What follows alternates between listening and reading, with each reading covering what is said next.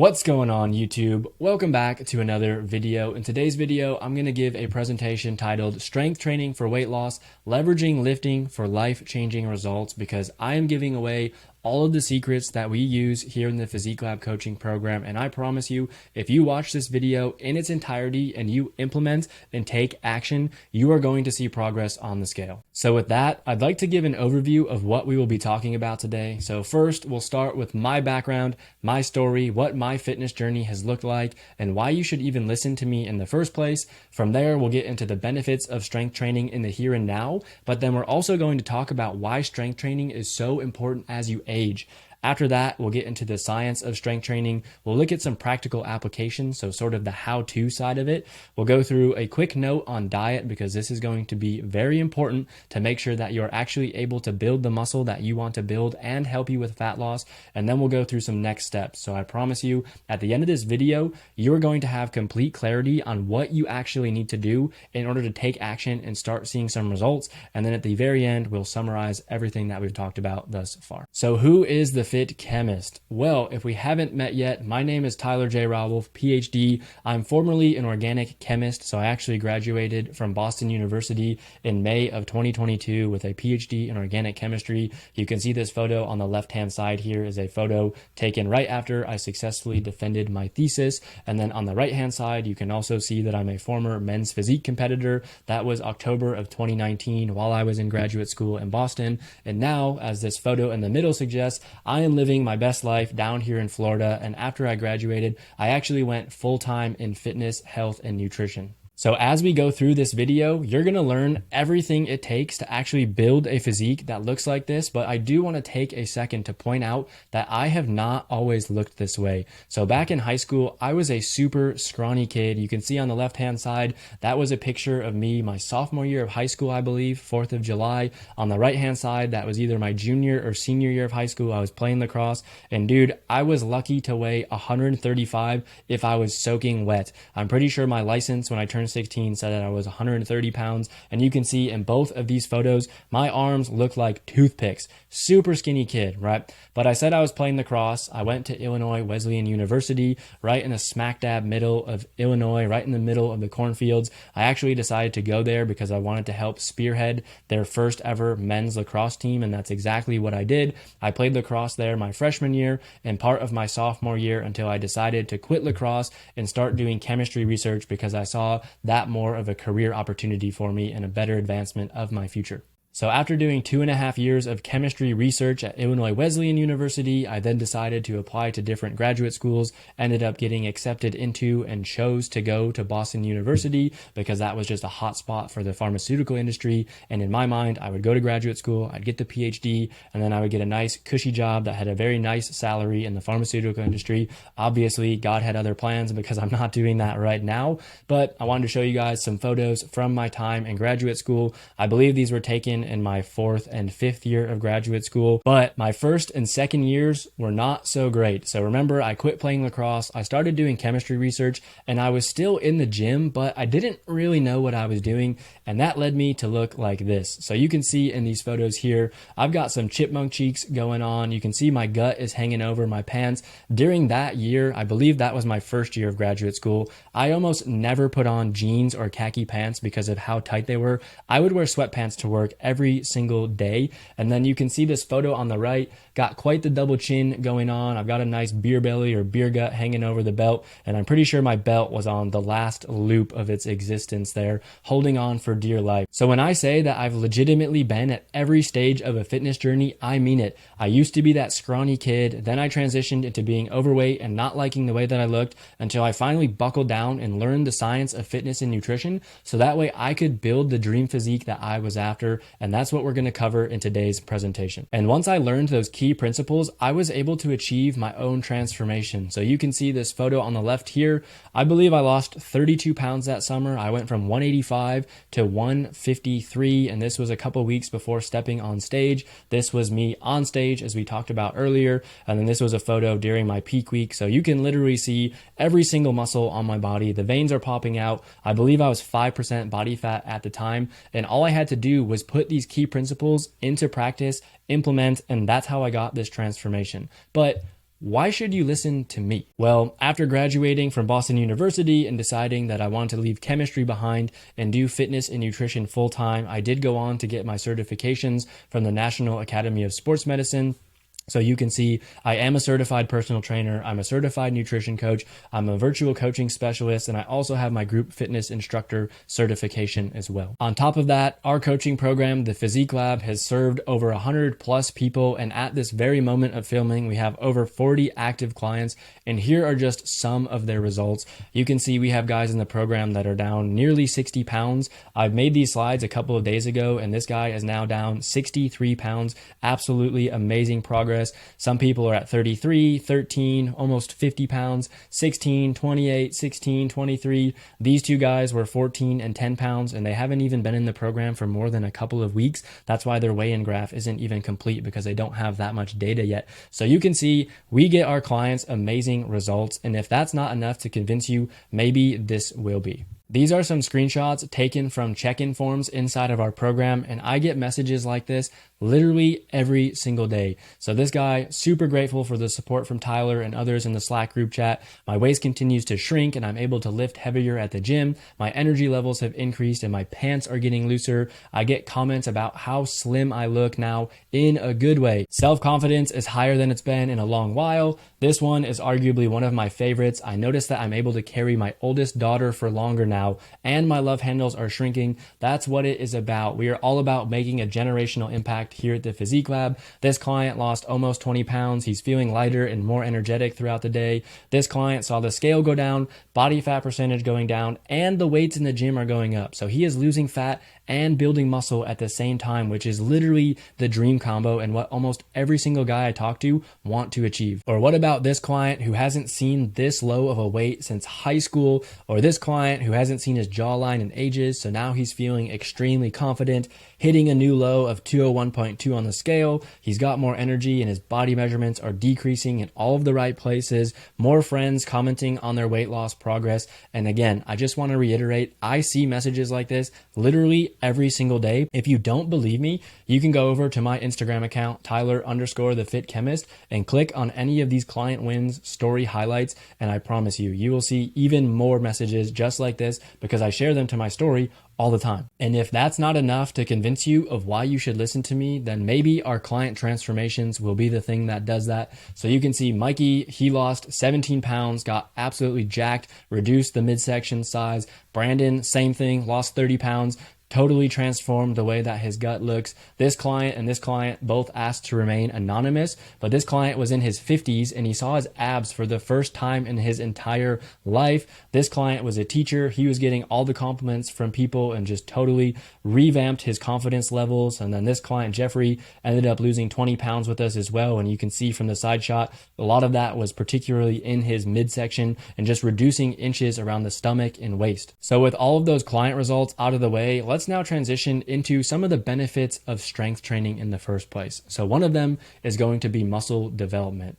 Strength training is going to help you build lean muscle. It's going to enhance the overall muscle tone and definition that you have on your body. So that way, as you're losing fat, you do not have that skinny fat look. The next one is that it's going to boost your metabolism. So muscle is a more metabolically active tissue, meaning it's going to take more calories to sustain muscle than it does fat. So that's going to increase your BMR or your basal metabolic rate. And ultimately, in the long run, that's going to help with weight management and weight loss. You can think of it almost like passive calorie burning. So instead of passive income, everybody cares about making money while they sleep. You can think about it as having more muscle on your frame. You are going to burn more calories just by sleeping and existing, which who wouldn't want to do that? It's also going to help increase your energy levels. So if you are in a regular strength training program, that's going to help you fight fatigue. On top of that, it's going to help boost your confidence levels because not only are you conquering your workouts in the gym, clothes start fitting better, and overall you just have improved levels of self-esteem. It's also going to boost your mental health because of that. So not only does it boost confidence, but it's going to release endorphins post-workout,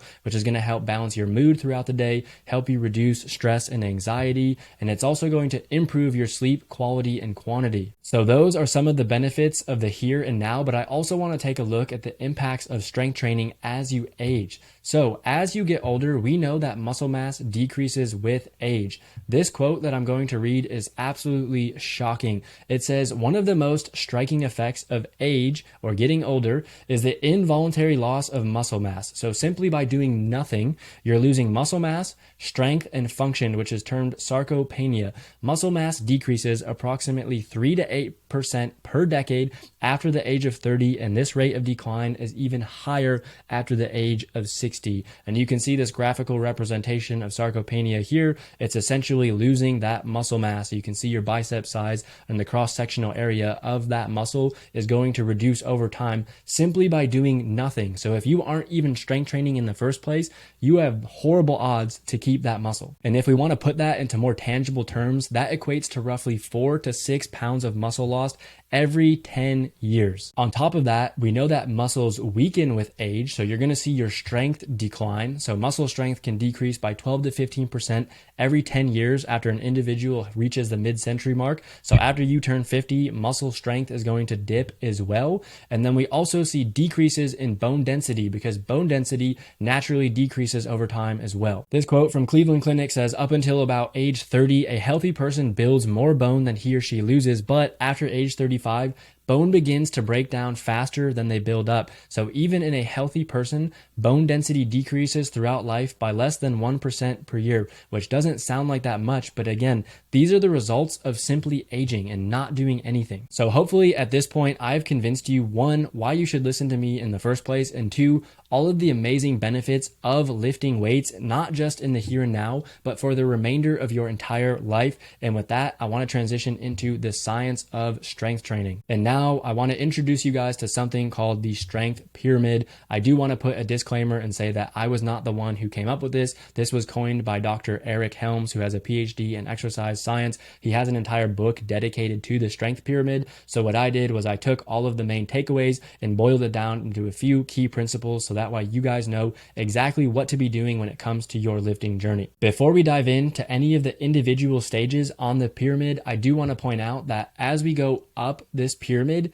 things are going to get less and less important. So starting at the bottom, that's the foundation of the pyramid. That's going to be the most important. And as we go up, things become less important until we get all the way to the top. And that's going to be the least important thing for us to worry about on our lifting journey. And in this video, I'm going to cover all of the basics and give you guys everything that you could possibly need to know to be successful, not only on your lifting journey, but your weight loss journey as well. But I do want to point out that I have an entire YouTube series dedicated to this strength pyramid. So that way, if you guys are a nerd like me and you really want to get into the nitty gritty details, you go to my channel, go to the playlist tab. It's called Designing a Training Plan. And I have 5 to 10 minute videos on each of these stages of the pyramid. So go ahead and check that out if you're interested. But with that, let's take a look at that first level. We're going to be looking at adherence. So all the time, people are asking me, Tyler, what is the best workout plan? What's the best lifting routine, etc.? And the answer isn't sexy, but it's simple. The best lifting routine is the one that you can stick to.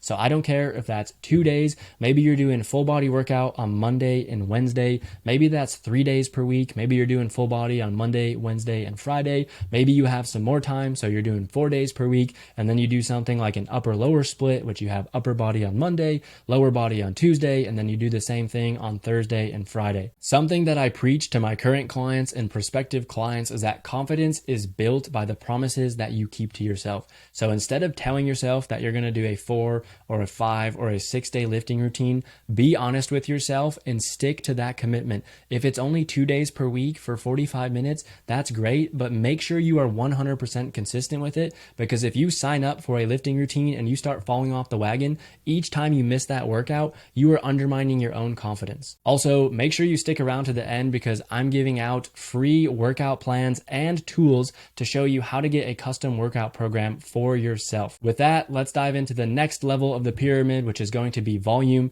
intensity, and frequency. And you might be wondering what some of those variables mean, but before we understand those, we need to understand the definitions of a couple of words. The first one being repetitions. So that would be one complete exercise movement. So let's say I was doing a bicep curl. This would be one repetition, right? And then a set is going to be a group of consecutive repetitions, and then the load is going to be the weight that is being used. Now that we understand those terms, we can look at volume, intensity, and frequency. So volume is going to be the number of sets times the number of reps times the load that was used. So for example, if you did 3 sets of 10 reps at 10 pounds, that would be a total volume of 300 pounds. Intensity is going to be the weight being used on the bar, and oftentimes it's used interchangeably with the term load. However, I want to be very clear here and point out that intensity does not mean the perceived difficulty of the workout or how hard it felt. So it's how much weight is being used, and oftentimes it's expressed as a percent 1 repetition maximum or a percent 1 RM. The last variable is then frequency, and that simply refers to how many times a muscle group is being worked each week. But I do want to talk about the next stage first, and that's going to be progression. So when it comes to lifting weights, really there's one big term that you guys need to know which drives muscle growth, and that is going to be progressive overload. The definition of progressive overload is just a manipulation of volume, intensity, or frequency over time to promote muscle growth while minimizing the risk of injury. So simply put, you're changing one or more of those variables, volume, intensity, or frequency, to maximize those gains. But if you want to think about it in an even simpler way for progressive overload, literally just think about increasing the weight or increasing reps of an exercise over time. And without doing this and putting progressive overload into practice, muscle growth is going to stall out or plateau. And obviously we don't want to see that. So at this point, you might be wondering, how do you actually put that into practice? And let's go through a practical example. So for all of my clients, I like to prescribe a rep range. So let's say we're going to do 3 sets of the barbell bench press, and we want to do 6 to 8 reps. That's the rep range, right? Week 1, this client goes in, they do 105 pounds for 6 reps, and then 6 reps. The next week that they go in, they should try to increase the amount of reps until they get to the upper end of that rep range. So week 2 might look something like this: 8, 7, and 7. Since they're not yet at 3 sets of 8, the following week I would suggest going for 3 sets of 8. And let's say they're actually able to achieve that. Amazing. You've reached the upper end of that rep range, and now it's time to increase that weight. So on week 4, that would look something like this. You'd go into the gym and you'd do 110 pounds, and now you're back at the lower end of the rep range, and you would do 3 sets of 6. So 6 reps, 6 reps, 6 reps, so on and so forth. And this is the progression model that most beginners should follow. You can follow this for probably 3 to 6 months before you need to start getting into more advanced periodization and progression models, which is beyond the scope of this presentation. Again, if you want to learn about those things, go watch that Designing a Training Plan YouTube series that I have. The next thing that we need to look at is going to be exercise selection. And when we're talking about this, there's really 2 types of movement patterns that I want you to be aware of. The first one is going to be what we call compound movements. Those are going to be multi-joint movements, and they're working multiple muscle groups at a time. So you can see for something like the barbell bench press, you're working your pecs or your chest muscles, you're working your front delts or your front shoulders, and you're also going to be working your triceps. So you're really working 3 muscle groups at once.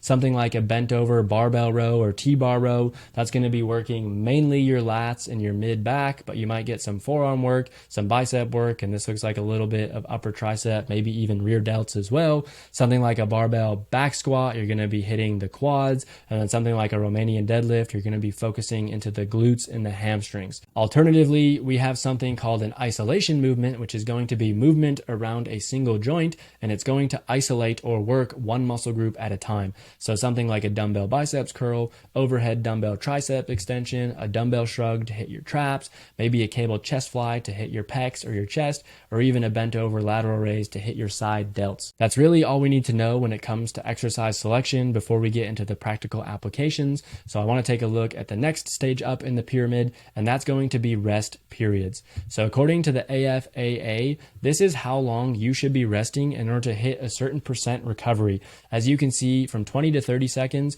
you only get to about 50% recovery, and this is a mistake that I see a lot of people making. They'll lift the weights, they'll put them down for 20 seconds, and then they'll pick them right back up again, and your muscles have not fully recovered, so you are minimizing the amount of gains you're going to see. At 40 seconds, you're at about 75% recovery, 60 seconds, you're at 85 to 90% recovery, and then anywhere from 3 to 5 minutes, you're back to 100%. So oftentimes, if you're working out in a gym and you see power lifters, that's why they'll deadlift 600 pounds and then they sit on the bench for 5 minutes. It's so that way they can get back to 100% recovery. For most guys watching this, if your goal is to build muscle and lose weight, I would say you want to be resting 30 to 45 seconds minimum between sets, but ideally that sweet spot is going to fall around 60 seconds, maybe a minute 15 or a minute 30 for your compound exercises, but 60 seconds should be a good sweet spot in terms of percent recovery, while also not having to spend hours in the gym because you're resting 3 to 5 minutes between sets. You can rest that long if you're lifting extremely heavy, let's say 80 to 100% of your 1RM, but in most cases, 60 seconds should get the job done for you. So that covers all that you need to know for rest periods on a micro time scale. And what I mean by that is just during that actual workout, but it's also good to be mindful of rest periods on a macro scale or from workout to workout during the remainder of the week. And one thing that I want you guys to keep in mind is that more intense exercise is going to require more recovery in between those actual workouts. But a general rule of thumb here is to give yourself 24 to 48 hours of rest between training the same muscle groups. So let's go back to some of those examples that I showed earlier. Let's say the 3-day workout split, you're doing full body on Monday, Wednesday, and Friday. You can see here, there are 48 hours in between each of these workouts. On a full body split, if you really need to, you can do these days back to back just because you're not totally obliterating one muscle group on Monday and then going back to obliterate the same muscle group on Tuesday. Since you're doing full body, that volume is spread out across the week. However, the ideal way to program it would be something like Monday, Wednesday, Friday. So that way you're resting at least 48 hours in between those lifts. But let's take a look at something like the 4-day per week upper lower split. Monday is upper body. You're not doing upper body again until Thursday. So that means you can go hard on upper body because you now have 72 hours of rest in between those two sessions. Same thing with lower body, right? So I would not recommend doing upper body on Monday and then upper body again on Tuesday because it's going to be very difficult for your muscles in order to actually recover. And then you might get into a place of overtraining and really just minimizing the overall gains that you want to see, which is counterproductive to the goals in the first place. And then the last stage of the pyramid, which honestly, in my opinion, is the least important, and everybody puts so much emphasis on this. I don't know why, because it really doesn't matter what your tempo is going to be if you don't have adherence in place, if you're not following the variables of volume, intensity, and frequency, if you're not manipulating those in a way to have progressive overload, if you don't have the right exercise selection and rest periods, tempo doesn't matter. So this should be focused on last. So when we say tempo, really what we're describing is how quickly you're going to lower the weight. That's called the eccentric phase of the movement. And then how quickly you're going to lift that weight back up, which is called the concentric phase of the motion. Let's look at a dumbbell bicep curl as an example. You can see here the eccentric phase would be when you are lowering that dumbbell. And then the concentric phase is when you're actually contracting that muscle. You're shortening the length of your bicep and you're lifting that weight back up. And oftentimes you will see this written in this type of format. So an example tempo could be 3, 1, 1, 1, and that would mean 3-second eccentric. So you're lowering that weight for 3 seconds. You pause for 1 second at the bottom. It takes 1 second for you to raise that weight back up. And then you pause at the top for 1 second again. And then you repeat that cycle. And now that we've learned about tempo, I'm really not going to spend that much more time on it because again, it's really not that important, but you now understand strength training and the strength pyramid as a whole. So what I want to do from here is transition into some practical recommendations so you can take this knowledge and actually go and apply it. So when it comes to recommendations, a properly designed resistance training program, which is a fancy term for a weightlifting program, it should include an individualized and periodized approach. It should have a frequency of 2 to 3 times per week at minimum. And again, this should be something you can 100% commit to. You should start those workouts with 2 to 3 sets of 1 to 3 multi-joint exercises or compound movements per major muscle group. And those are going to be done at intensities of 70 to 85% of your 1RM. You don't need to be max testing and going 100% 1RM every single time because you're just going to fatigue yourself out.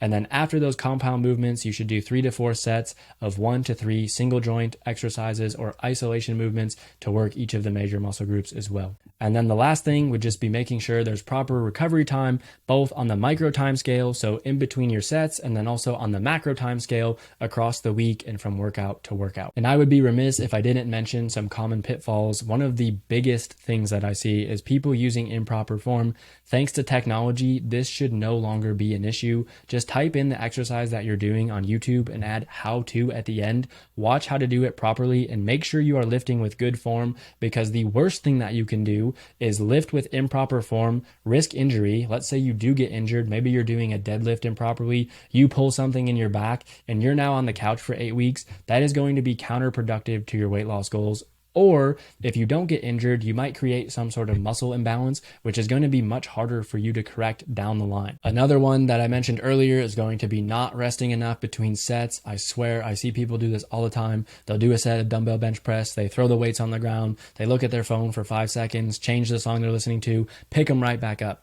At least 45 seconds. Please do not limit your gains by not resting enough. The next one is going to be not tracking your workouts or your lifts, because you cannot measure what is not tracked. How can you expect to employ progressive overload if you have absolutely no idea what you were lifting the week before? It's just guesswork. Another one is going to be lifting too light or lifting too many reps because that weight is not heavy enough. So I would say 8 to 10 rep range is a great starting point. If you want to go a little bit under, let's say like 4 to 6 rep range or 6 to 8 rep range for your compound movements, that's okay. That's more of the strength training side of things. Then you have 10 to 12 and 12 to 15, which is more of what we would call muscle hypertrophy or adding size to your muscles.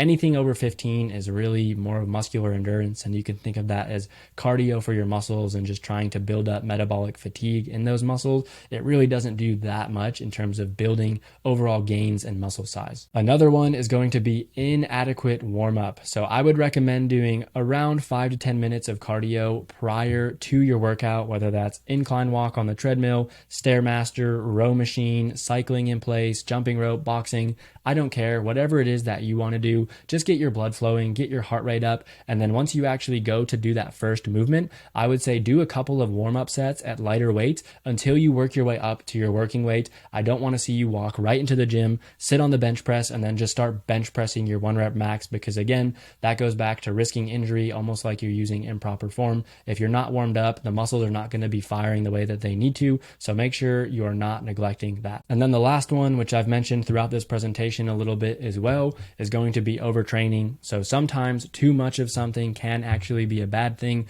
and that goes back to rest periods on the macro time frame. Just make sure you're not blasting one muscle group, going in the next day and blasting that same muscle group, because again, it's going to inhibit your gains over the long run. At this point, we've talked all about lifting, and you might be scratching your head wondering, like, Tyler, you said this was going to help with fat loss. Like, what about cardio? You haven't mentioned that at all. So let's talk about cardio.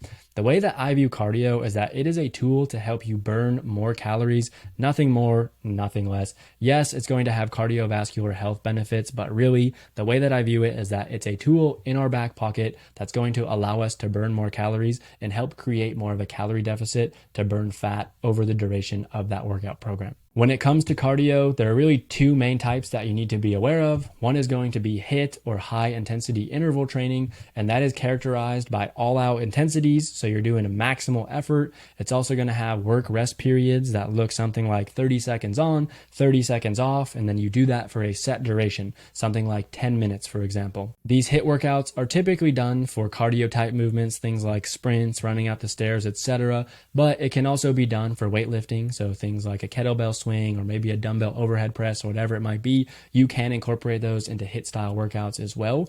HIIT workouts are very time efficient, but they do require more recovery. On the flip side of that, we have something called LISS or low intensity steady state, which sometimes in the scientific literature you will see referred to as MICT or moderate intensity cardio training. As you would have guessed, that is characterized by low to moderate intensities, so it's not quite nearly as high intensity as HIIT intervals are. It's done for a set duration, so instead of having intervals, you just do 20 minutes of walking on the treadmill or 30 minutes on the stairs. And this is only done with cardio type movements. It's not doing any sort of weightlifting. This, of course, is going to be less time efficient, but it's also going to require less recovery time. I do want to point out one study that compared high intensity interval training cardio to low intensity steady state, or again, the MICT. So if you want to Google this title, you can. It's a meta-analysis comparing the difference between these two. And what they said in their conclusion is that both HIIT and MICT induced similar magnitude of changes in body fat in terms of kilograms and also waist circumference. They also point out in the next sentence that HIIT requires about 40% less of a time commitment, and it does see similar results. So really, it's a balance between time spent working out and then also your recovery time as well. So how does that fit into the rest of the workout plan?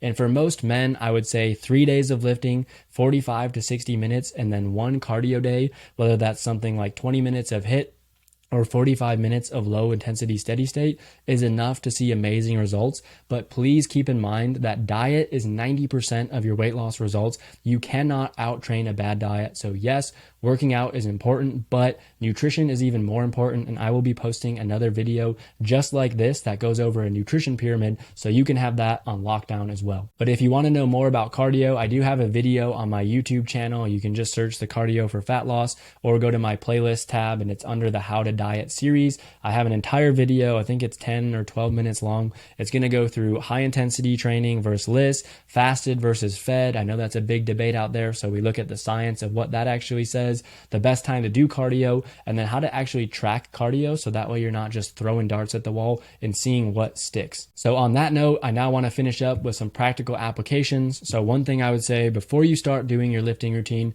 please consult with a healthcare professional before starting any new exercise program. I am not a doctor in that terms. Yes, I have a doctorate degree, but consult with your healthcare professional. I'm not giving you medical advice. Once you get clearance, then you can go ahead and put these things into practice.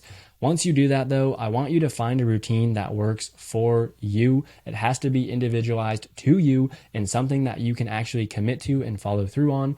Always use good form because safety is the most important thing. Again, we do not want to risk injury and spend 8 weeks on the couch. That's not going to help us lose any more weight. Another thing that I've mentioned before is going to be doing that light cardio prior to lifting, and make sure you do any additional cardio after you do your lift or on separate days, because if you do cardio prior to your lift, you're going to fatigue the energy stores you have in your body. You're not going to be able to go as hard for the lifting section and you're going to be limiting your gains, and we don't want to do that. Also, make sure you're performing a few warm-up sets prior to your working sets. Make sure you track your workouts. And last, please, please, please do not workout hop. You do not need to try the latest Instagram trend or whatever some fitness influencer is doing. Muscle confusion is a myth. And hopefully after seeing the science of strength training in this video, you can recognize that, because the most important thing is progressive overload. Stick to one workout program, track it, and increase weight or reps. That's it. And before you go and put this into practice, I do want to give you a quick note on protein. Eating your protein is going to be so important for you because amino acids are literally the building blocks of protein. I chose this image specifically because I always say that eating protein is like eating little Legos, because once those proteins break down into amino acids, those Legos are going to be the building blocks of the new muscle tissue that you're building. And I think this graphically represents this, even though they're not quite Legos. They look like Legos, right? So just think of it that way. When you are eating that protein, you're actually giving your body the resources it needs in order to build that muscle in the first place. And if that analogy isn't quite clicking for you, then maybe this one will. But let's say I wanted to build a new house and I went out, I talked to the contractor, I got the design, like everything's good to go, but I didn't have any materials.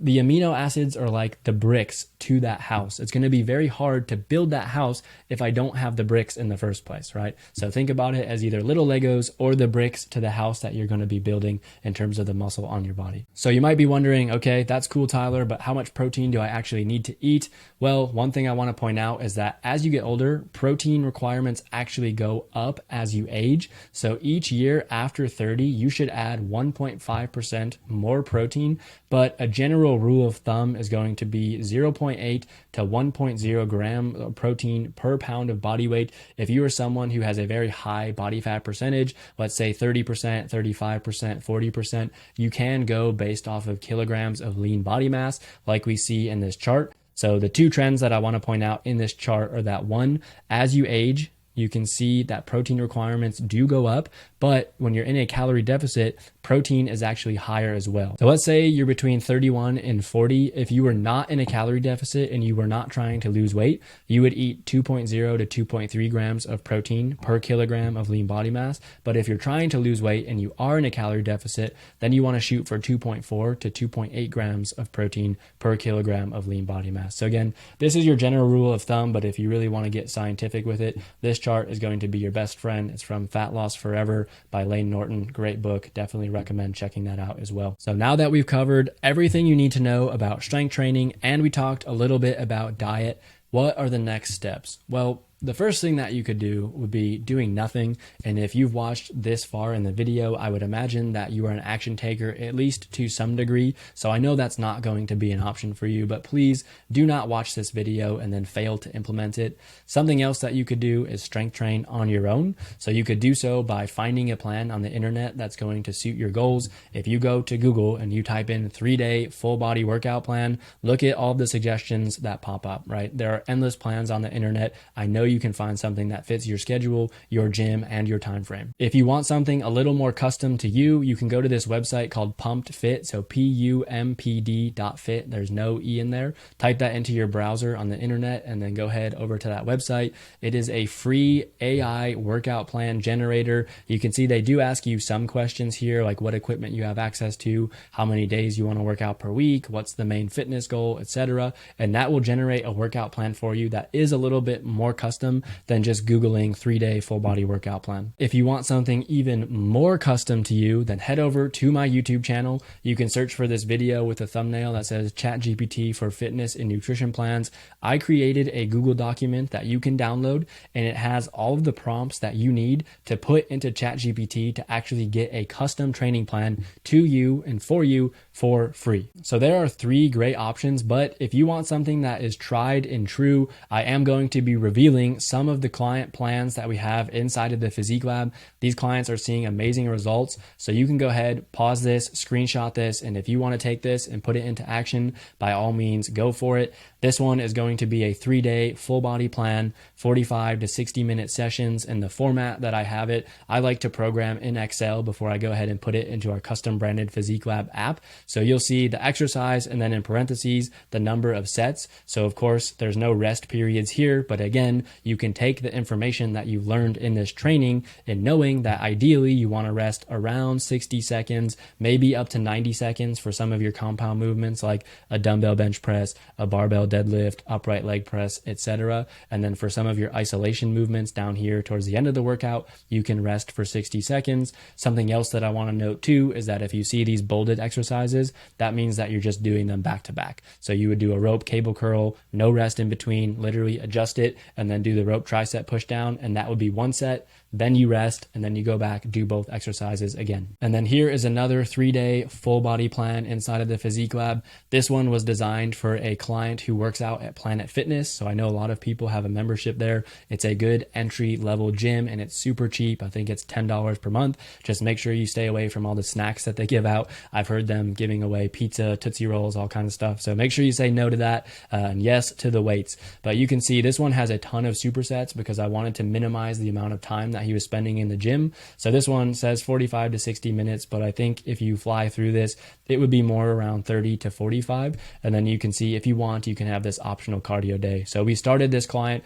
with 3 days of lifting, and you can see again, there's full body days that are back to back, and he can do that because he's not totally hammering every muscle group, but this also gives you the flexibility to move things around. Let's say you miss this workout, you can shift this back to Saturday, and then you can start adding more cardio days if you want to, because you're not working out every single day of the week. Here's one more for you. We have a 4-day upper lower split. This one is 60 to 75 minutes. So you can see Monday, we've got upper body day.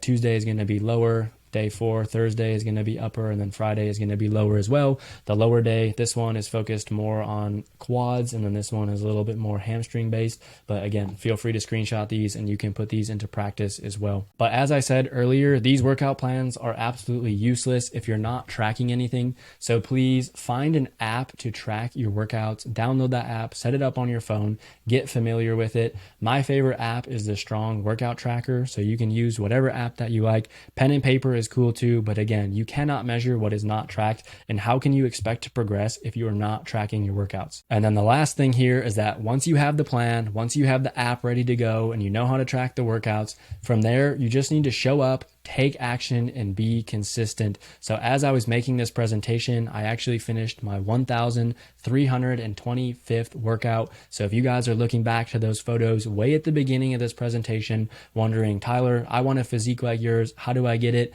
There is no secret. I put all of these principles into practice, and I've just done it extremely consistently, right? That is a lot of workouts to track. And one of my favorite quotes from Craig Rochelle, as a pastor at Life Church in Oklahoma, he says, successful people do consistently what others do occasionally. So if you want to be successful in your lifting journey, in your fat loss journey, you need to show up and do these things consistently, not just occasionally. Now, one thing I want to point out is that you can have the best workout plan in the world, you can have the apps downloaded, all the stuff to track it, etc. But if you are not showing up for yourself and you are failing to be consistent, it will be very difficult for you to reach the result. And what I've found after talking to hundreds, if not thousands of guys, is the thing that they lack is external accountability and someone to report to. So if you want some accountability and you want to see progress like this, maybe you want to lose 20, 30, 40, 50 plus pounds and you want to fast track those results, here's what I want you to do.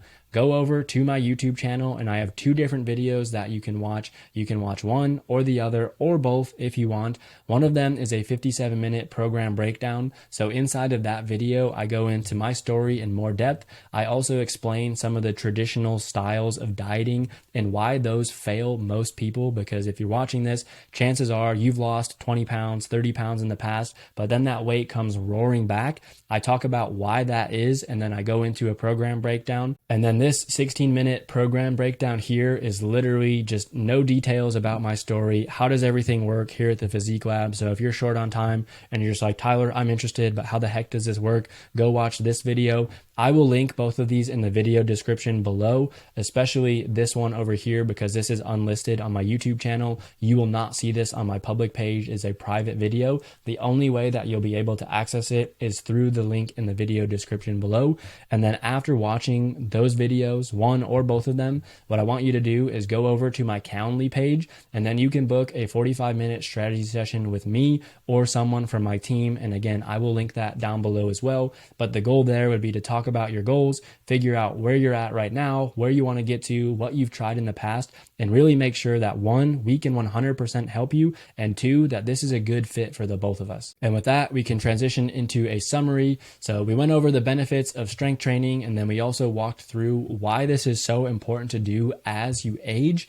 We then went through the science of strength training and talked all about the strength training pyramid. We went through the applications and recommendations, so how to actually do this and be successful in doing so. We talked about the importance of your protein intake. Remember, little Legos, little building blocks, you need to consume them in order to actually build this muscle in the first place. And then we just walked through next steps, and if you want to fast track those results, how you could potentially work with me here at the Physique Lab. But that's all I've got for you guys today. If you got any questions, feel free to comment down below. I would love to answer those for you. But that's going to be it for today's video, guys. I hope that you enjoyed it. If you did, please give it a thumbs up. Be sure to subscribe and turn those notification bells on so you don't miss when I post new videos. And with that, I'll see you in the next video.